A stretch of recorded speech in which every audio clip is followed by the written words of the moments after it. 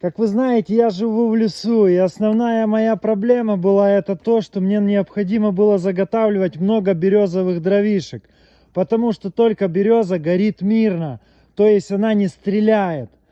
Так как я живу не один, а с друзьями, 2 козочки и козел вот такой, у нас везде сено, и у них кровать сено, и у меня практически составляющая кровати это сено, сверху одеяло.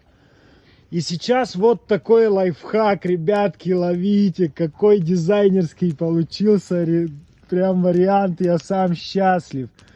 Огромное количество времени у меня высвободится, смотрите, как красиво. То есть эта сетка сейчас будет препятствовать вот этим стреляющим моментам, которые летят от костра.